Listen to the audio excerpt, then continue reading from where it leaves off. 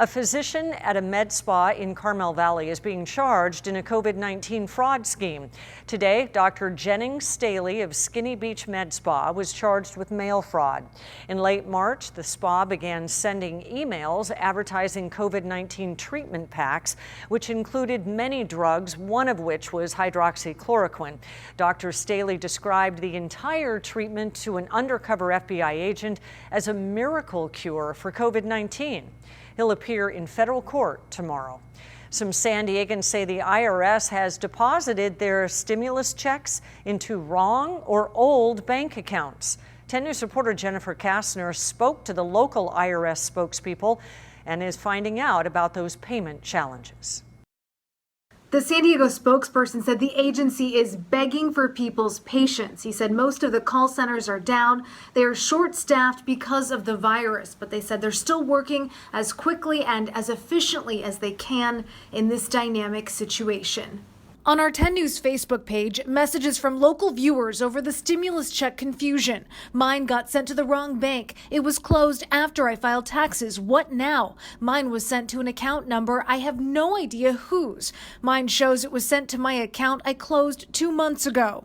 80 million Americans will be issued payments this week, according to the U.S. Treasury. But pain over the process of getting those checks has been felt across the country. The account that they had deposited to was one number off from my account. The website stated that the check was deposited into my bank account today, April 15th. Well, that particular bank account is closed and I haven't used it in years. Even the IRS site Get My Payment, created to answer those questions, crashed and returned error messages on Wednesday. According to the IRS, the bank account information for your payment is usually captured from your most recently filed tax return if you got a refund by direct deposit in 2018 or 19. If you've since closed the bank account, the bank will reject the deposit and the IRS will send a paper check to your address on file.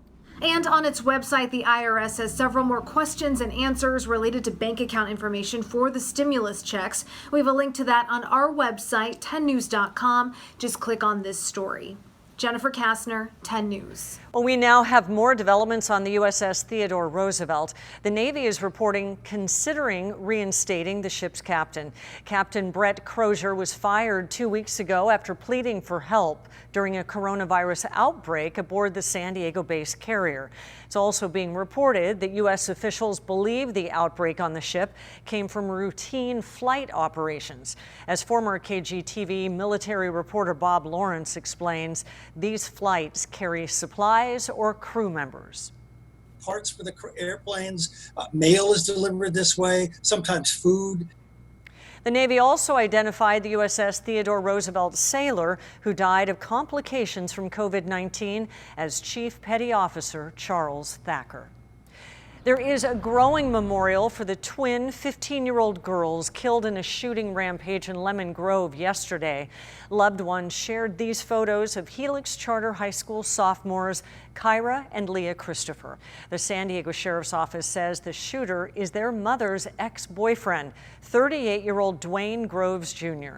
And 10 News reporter Rena Nakano spoke with the twins' basketball coach, who says the community is still in shock.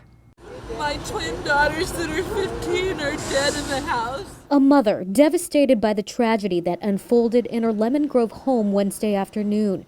She says her ex-boyfriend and father of her younger children, Dwayne Groves Jr., shot and killed her 15-year-old twins, Kyra and Leah Christopher, and injured her older son. I'm going to miss seeing them grow. Taylor Miller, the twins' JV basketball coach at Helix Charter High, could not believe she lost not one, but two of her beloved players. Leah, the rock of the team, a natural leader. She was the one to bring them in, reel them in. Hey guys, we're trying to get better. We have a game tomorrow. And Kyra, the jokester, everyone's best friend. You could hear Kyra's laughter echoing through the gym.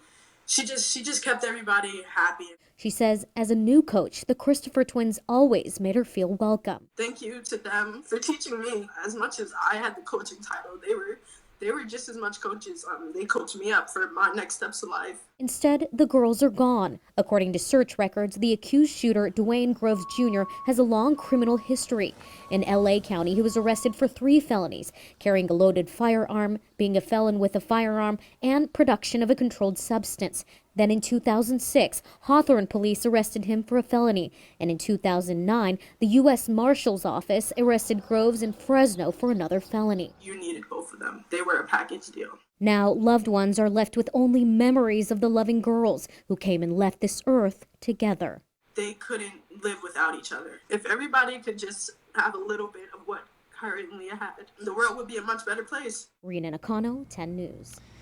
Groves was taken into custody yesterday after a standoff with deputies. The executive director of Helix Charter High School says social workers and counselors will be available online to support grieving students.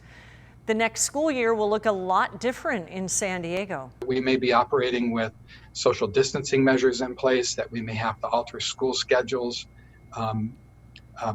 bell schedules. From pick-up and drop-off to digital learning, the changes parents should start preparing for now. Outbreaks in San Diego nursing homes, what facilities blame for a surge in cases at long-term facilities. Plus, as the city faces a massive budget shortfall, why the mayor and council members are getting a big pay raise. We're getting a better idea of what the next school year will look like. We may see smaller class sizes and later start times, with students shifting back and forth from online to in-person learning. 10 News reporter Jennifer De La Cruz digs into how districts plan to make all this work with limited funding.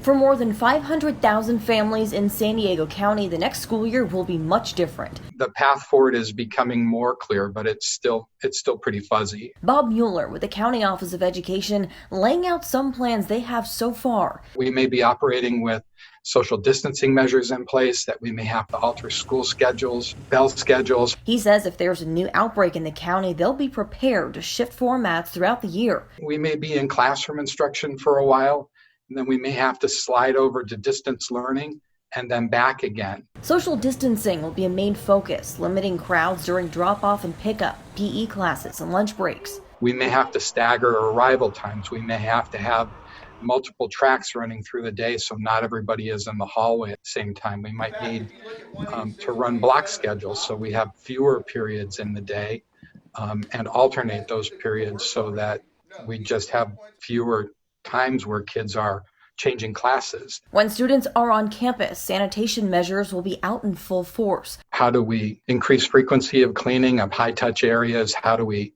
reduce the number of touches in high-touch areas? While distance learning works great for some, it doesn't work at all for others. So there will likely be options for parents to choose from. There may be times when we have some kids on campus and some kids off campus just to create more distance. With state revenues down, school funding is limited. Mueller says they're looking to state leaders for some extra help. We're hoping that the state legislator and the governor will prioritize education and the challenges that come with this pandemic and give us funding that allows us to do the kind of work that we're going to need to do. Jennifer De La Cruz, 10 News. Right now, the county says districts still don't know exactly when the next school year will start, and when that does happen, some may still need to be fully online.